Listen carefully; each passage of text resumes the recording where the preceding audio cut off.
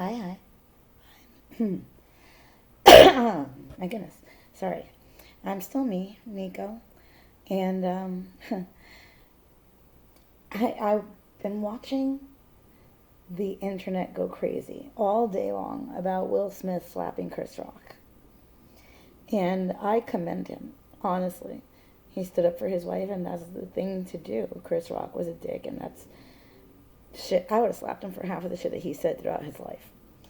So there's that. But it got me thinking about how this whole world is all about canceling people and being pissed off, uh, uh, um, united in hatred towards people who fuck up.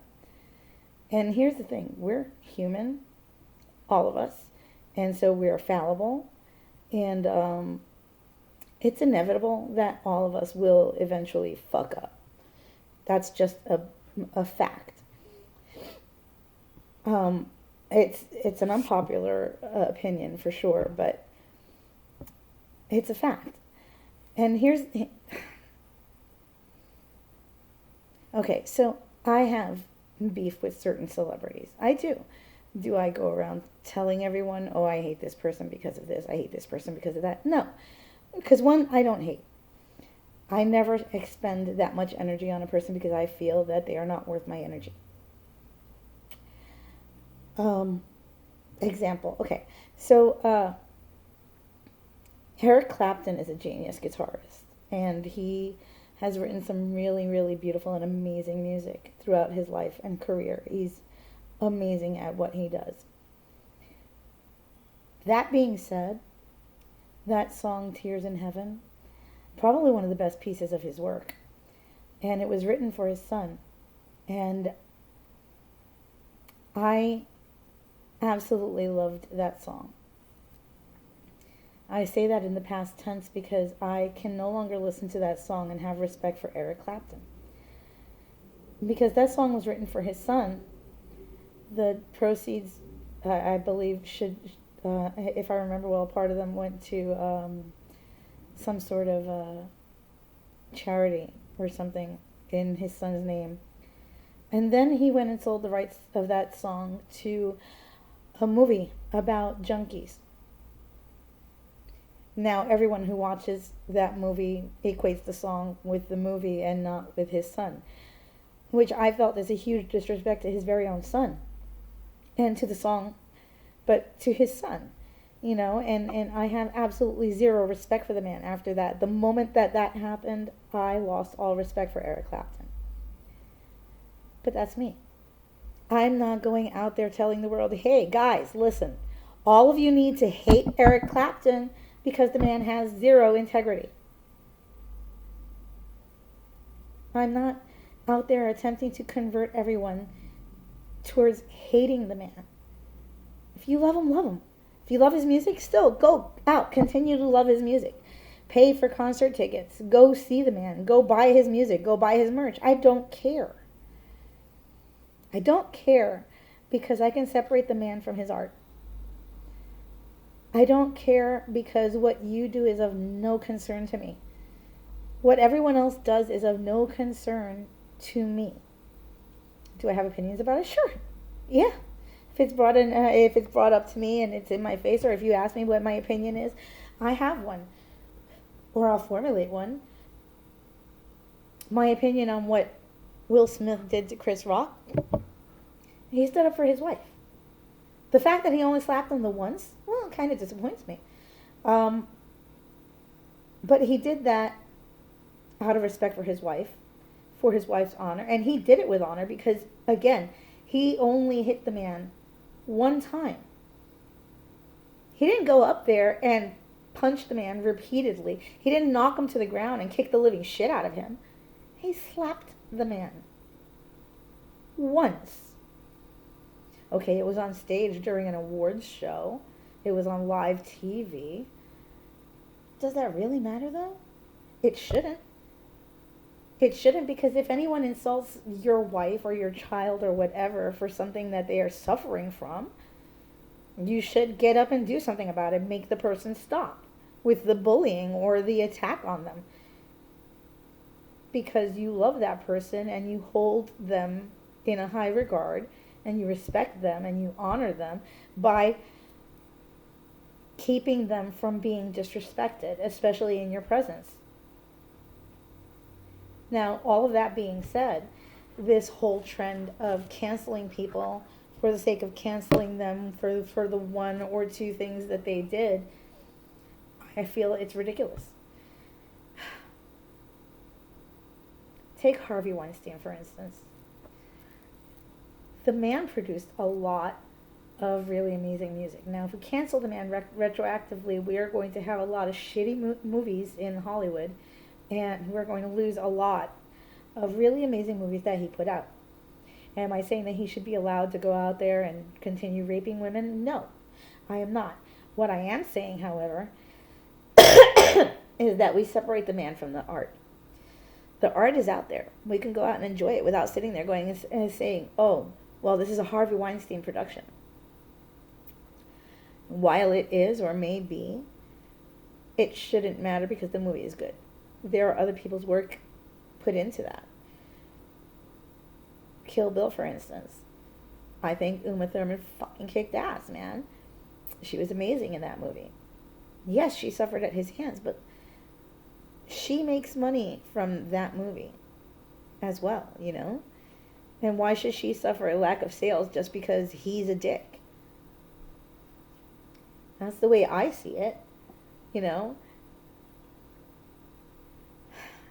Very much in the same way that Amber Heard being a total dick should not be a reason why Jason Momoa doesn't get paid for Aquaman 2. I understand the whole boycotting situation because Amber Heard is the abuser in the situation and because, well, she's just a horrible person in general. The studio backing her, well, let's just put it out there right now. The studio is for shit for doing that, you know. The studio should get hit for that financially. She should get hit for that financially. But Jason Momoa put his life's blood into that, and he put his work into that. And I don't think he should be penalized just because his on-screen partner is a horrible person. You know, I think that he should still gain the recognition for having done his work. It upsets me. There's just too much going on that if we collectively cancel things, then we're canceling things that are good too. But okay, but this is the same society that made John Wayne Gacy famous even after he was imprisoned because people went and bought his paintings. These are the same people who are now canceling people for things that they did way back when. But this is also the same, oh my God, the same crowd of people who went to every Led Zeppelin concert. Wasn't, which one was it, Page? Yeah, it was Page, Jimmy Page. Wasn't he in love with a 12 or 13-year-old girl at one time? Wasn't it, I believe it was Sharon Osbourne who said something about how the boys from Led Zeppelin were doing really horrific things to the female fans that they had in their hotel rooms. I believe it was cutting up their hair, leaving them tied up to the bed while they were going out for the show or whatever. Whatever the case may be, these are all hideous and heinous things that these people did. I love their music, actually. I really do. I absolutely love Led Zeppelin's music. But I can separate the artists from the art that way. Do I have any respect for Jimmy Page? As a guitarist? Yes, absolutely, because I play guitar. And I would love to play like that man does. Do I have respect for him as a man? No. I don't. How, as an adult, do you fall in love with a child? It is not possible. That is not love. That is pedophilia. That is not okay.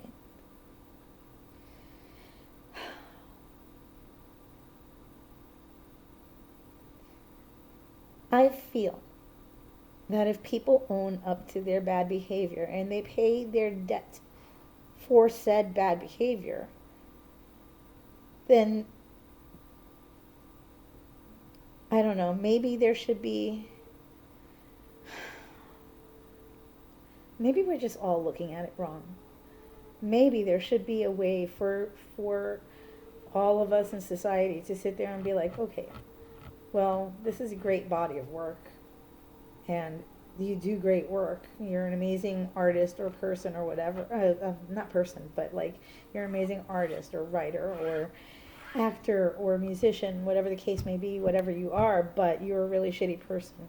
So why don't you just stick to work and do your work thing, do your 9 to 5, and then get the fuck out because nobody wants to see you because you're a shitty person. All of that being said, I really hope I'm not the only one out here who can separate the one from the other. I hope I'm not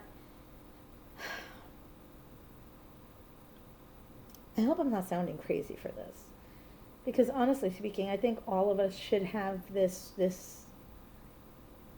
way of looking at things with all of the nuance as well. We shouldn't just see things in black and white like that. There are shades of gray when it comes to all of these things, and we shouldn't be the morality police. We shouldn't be walking up and saying, oh, well, Will Smith, what was it? Someone commented on a friend's page, and I was so disgusted by this. Will Smith smacked a dude and told him to get his wife's name out of his mouth when he didn't smack this dude for putting his dick in his wife's mouth. So I'm about to go on a whole different tangent right now, but it's pertaining to the same situation, Will Smith and Jada Pinkett.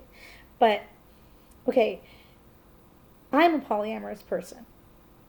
I choose not to date. I actively avoid dating because I'm a polyamorous person. I understand that most people aren't that way, and I understand that most people don't understand how that works. Okay, but if you can love more than one person at a time, which I do tend to at times, but you love more than one person at a time and you need to explore that love. You talk with your partner or partners and you explain to them and everyone's okay and on the same page, and you go ahead and explore that other love. Now, that is what an open relationship is. There is no, God, I hate that.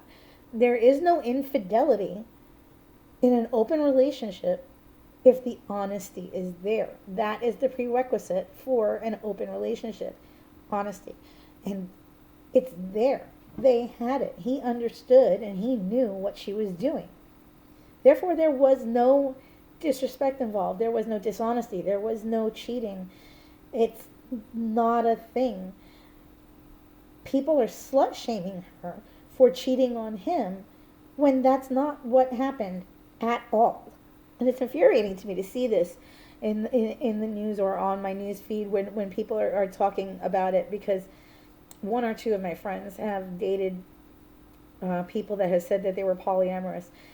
And while I am actually polyamorous, and a few of my friends are as well, there are people out there who say that they are, and they use it as an excuse to cheat on their partners. And that's not how it works.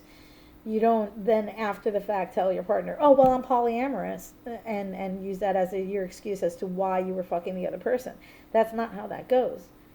Because you have to be open and honest with your partner. Oh, wow, I met somebody and I have this feeling. If it happened and you met somebody and you're kind of swept up in this whirlwind moment, and it's about to become a one-night stand, you run to the bathroom, call the other person and be like, hey, listen, this is what's going on right now, and I don't know, I need to pursue it. And if that person says that they are okay with it, you are in the clear. Zero responsibility towards cheating, because you are not cheating. You have spoken to your partner and you have that agreement, and it is okay for you to then go ahead and pursue the other person. I find it upsetting when monogamists want to enforce their monogamy or the views of monogamy onto polyamorous people, because they see toxic polyamory. I'm not saying all Mormons are like, toxic polyamorous or anything, but I've seen certain cases, like on that show, I think there was a camp of polyamorous people who are forced to marry or whatever. That's toxic. That is not okay. And that's not what I'm talking about when I say I'm polyamorous. I realized I was polyamorous when I was dating someone in the porn industry, actually. And for him, it was an occupational hazard. And for me, it was, I breathed a sigh of relief where I realized that fidelity wasn't going to be a forced issue. And it made more sense that way. And while we kept the relationship for 7 years, the relationship was absolutely perfect. We kept each other informed about everything. Hell, when he wasn't in the country, we would call each other, video call each other, and he would watch, and I would watch him with others. This way we could participate with one another when we weren't in the country with each other. We were part of each other's love lives, from afar and up close, and we were honest with each other about it at all times. That's what kept it going. He messed up when he started lying by omission about one of his lovers. He didn't tell me about her, and I knew something was up, and I had to break off that relationship. Now, I'm not saying this to justify cheating or anything like that, but to explain that because of the lies or the omission of fact, that the relationship broke up. It was because he was dishonest with me. Will and Jada have made a go of it for how many years now? Decades. They are in love with each other. Clearly. Their relationship has worked in the way that it has worked for how many years? Who is Joe Schmo to come into their lives now, not even into their lives, but into the public forum and talk shit about how their relationship works, and they're not in the relationship, and hell, they don't even actually know the people involved in the relationship. I feel that it is entirely unfair to push your views and your situation onto people who live an entirely different kind of life. Their life has nothing to do with you. And I find it upsetting when people attack polyamorous people for being polyamorous. It's not okay. Just like it's not okay to cancel a person's entire career because of one shitty deed. I feel that there's way too much nuance involved. I feel that what we should all do is step back, and instead of automatically judging everybody and condemning everybody for what you feel is wrong, step back, take a look at your own life, and see yourself through that same lens. What are the things that people in society would look at you and cancel you for? I know what society would cancel me for. I'm polyamorous. Clearly, I'm a fucking disease-riddled slut, right? I curse a lot, therefore I'm a dirty hoe bag, right?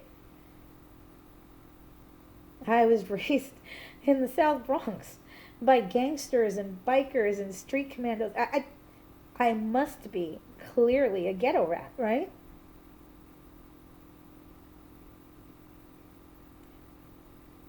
So go ahead and cancel me if you wish. I don't care. Because I don't place my life or my worth on what others say about me. People have been saying shit about me all my life. Ever since I was 13, 14 years old, people have been talking shit about me. Luckily for me, I'm not famous. So I don't have the whole world talking about me. I just have certain neighborhoods talking about me. Certain groups of people talking about me. And I'm lucky for that, because I think with just that amount of people talking shit about me, it is driving me a little bit nutty. Imagine if the whole world was talking shit about me. that Will slapped him the one time shows a great deal of restraint and class. He was fucking indignant. He had every right to. He had every right to walk up there and shut up the man who was shitting on his wife. And anyone who sees wrong in that, well, clearly you haven't been shit on. Or you haven't had your family shit on you. Or you haven't had your family be shit on, in front of a viewing audience, in front of millions of people. He was defending his wife. He was defending her honor. And he did it with a good deal of dignity, a good deal of integrity, and a great deal of restraint. And for that, I applaud him. I'm Team Will. Talk soon.